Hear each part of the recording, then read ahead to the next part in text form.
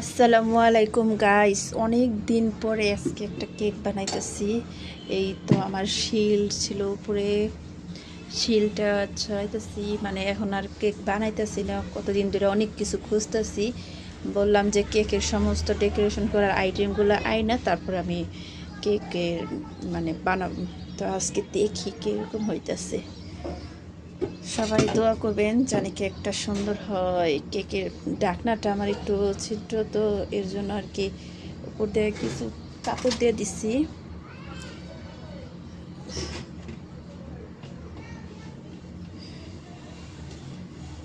অনেক সুন্দর গ্রান বেরিয়েছে, আল্লাহ জানে। গ্রান তো বেরিয়েছে, কি অবস্থা হয়েছে আল্লাহ জানে। দেখা যাক। বিসমিল্লাহ। এই তো আমার কেক হয়ে গেছে, 2টা ডিমের কেক।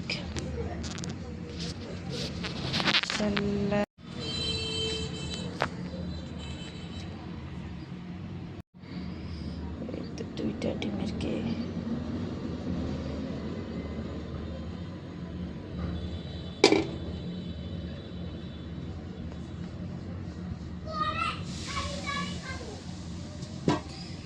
তো সুন্দর হয়েছে,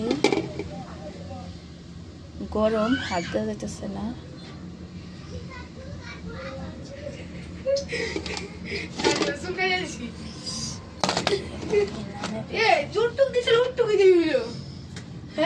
কই একটু বসছে বেশি অনেক।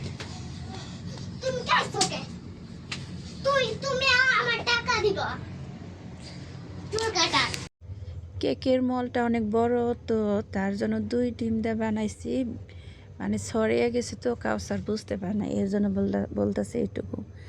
আর কেকটা ডেকোরেশন করার জন্য কাউসার পাগল হয়ে গেছে। কেকটা যে ক্রিম লাগাইয়া কতক্ষণ, মানে ঘন্টাখানিক কতক্ষণ ফ্রিজে রাখা দিলে কেকের ইটা সেটিং হতো ভালোভাবে, কিন্তু ওই রাখার আর ধৈর্য নাই। কখন বানাবো এই অবস্থা।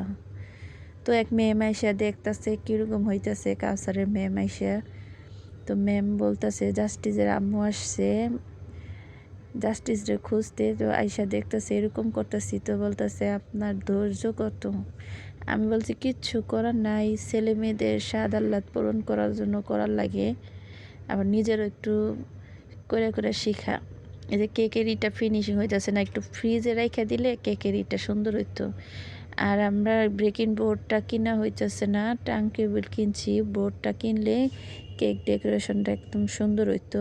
প্লেটের মধ্যে ভরে গেছে 4 কোনা। তো কাউসারও তো বুঝতেছে না যে এটা ফ্রিজে রাখলে পরে ডেকোরেশন করলে সুন্দর হইব।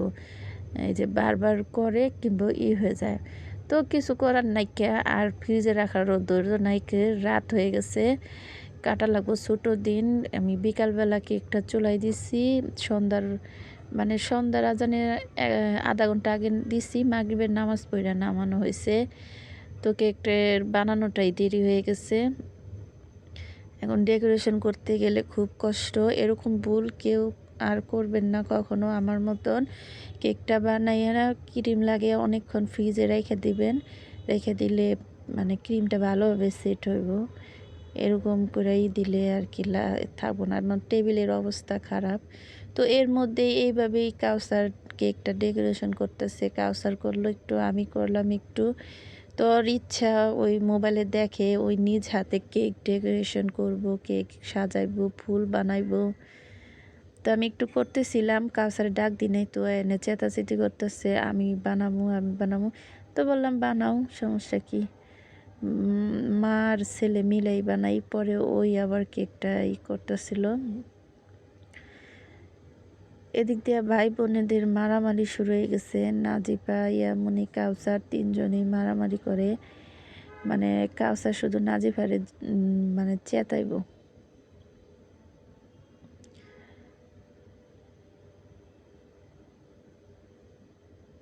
তো এদিক দিয়ে কাউসার আর ইয়ামুনি ঝগড়া লাগছে।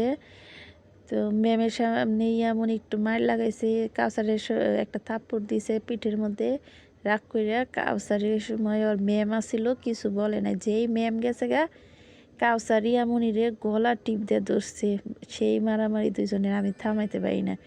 পরে আমি ও কিছু বলি নাই, কারণ ইয়ামুনিরও দোষ আগে, কারণ ইয়ামুনি কাউসার বড় ওরে আগে থাপ্পড় দিছে। প্রচুর জিদ এই মেয়েটার, মানে থাইকা থাইকা ভালো, থাইকা থাইকা জিদ উঠে। তো মাদ্রাসায় পড়লে বাচ্চারা এমনি একটু জিদ বেশি হয়। পরে যে কেকটা কিনার দিয়ে ডেকোরেশন সুন্দর হয় নাই কোনো দিক দিয়ে, কারণ ওই যে বোর্ডটা থাকলে সুন্দর হইতো, যেহেতু এটা প্লেটের মধ্যে ঠেকে গেছে, একদম লাইগে গেছে, মানে কোনো কিছুই করা যাইতেছে না, ফিনিশিংও করা যাইতেছে না। আর কেকটাও ক্রিমটা সুন্দর হয়েছে, কিন্তু ওই যে বললাম ফ্রিজে রেখে দিলে সুন্দর হইতো।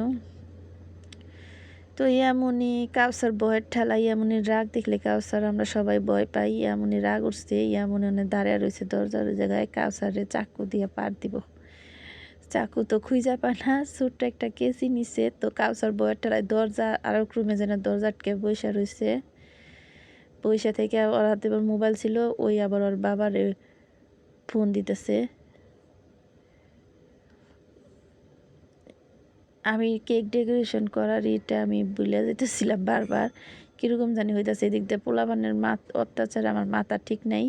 পরে আবার মোবাইল দেখে আবার গোলাপ ফুলগুলা কতগুলা ঠিক হয়েছে, কারণ ওরা একদিক দিয়ে ওরা ঝগড়াঝাটি করতেছে, একদিক দিয়ে আমি এগুলাই করতেছি। আমি কোনো কীভাবে কী করবো ভাইবা পেতেছি না। পরে এখন রাইখে দিছি, কাউসার করবো একটু, কতটুক তো কইরা থুয়ে গেছি।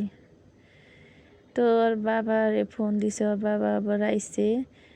কাউসার বলতেছে দেহ কি করতেছে, আমারে মারবো বলে, আমার দিব, আর সরাও, মহিলা র্যাব।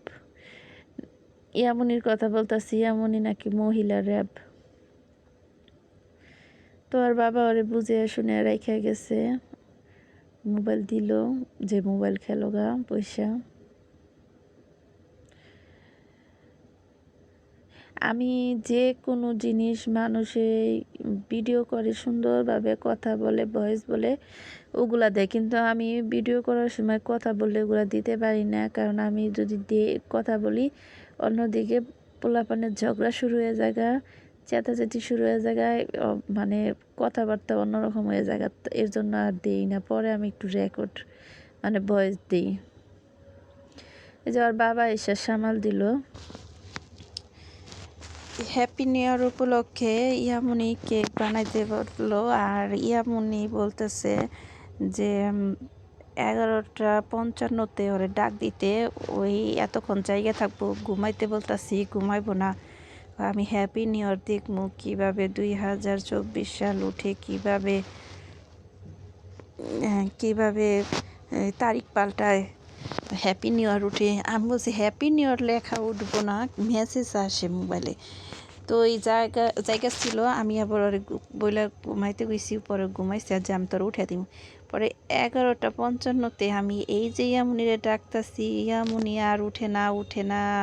পরে ওর বাবা চেতা দিতে করতেছে, আর ঘুমাইতে দাও, ঘুমাইতে দাও না। আমি ওই বলে হ্যাপি নিউ ইয়ার কেমনি উঠে, এটা দেখবো দেখবো। তো আর উঠেই নাই কে, পরে শুয়ে আসছিল। পরে সকালবেলা বললাম, তুই না বলে হ্যাপি নিউ ইয়ার দেখছ, এই যে ডাকলাম, তো শুনলি না। পরে এই তো হ্যাপি নিউ ইয়ারেরই কষ্ট পাইছে। তো এখন আমরা সবাই ভাবলাম তো একটা কেক বানিয়ে আমরা কেক কাটি।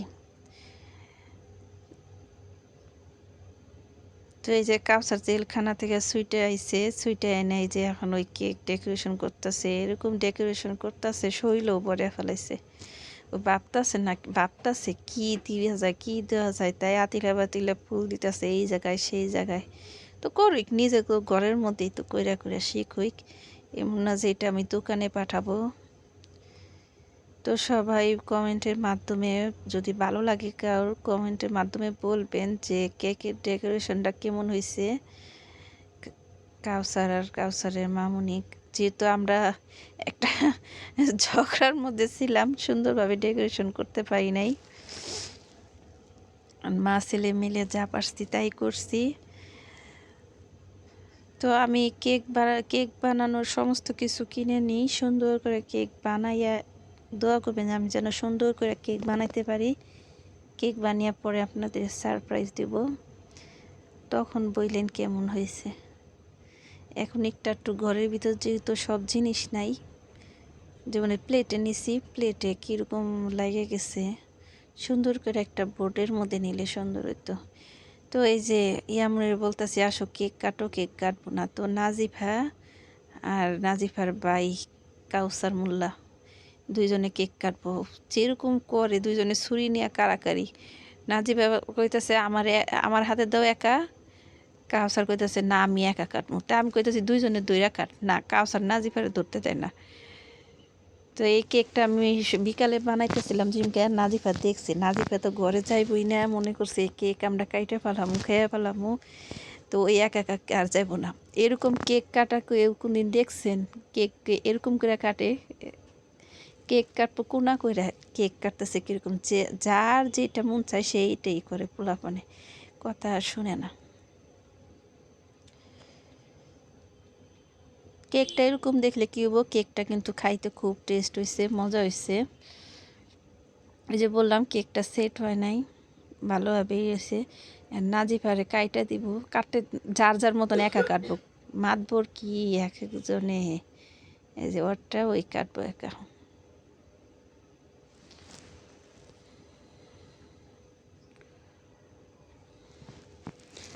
ভিডিওটা করার সময় মোবাইলটা অন্যভাবে ধরা হয়েছিল, এর জন্য মানে ভিডিওটা এরকম উল্টা হয়েছে। তাও আমি কাটি নাকি, কাটলাম না, কাটলে এইটুকু আর যাইব গা। ইয়ামনি রে এই যে ডাকলাম আসতে, আসলোই না, ওই মোবাইল দেখতেছে, ওই রাগ করে আইব না, তোমার ওটা তোমরা খাও গা।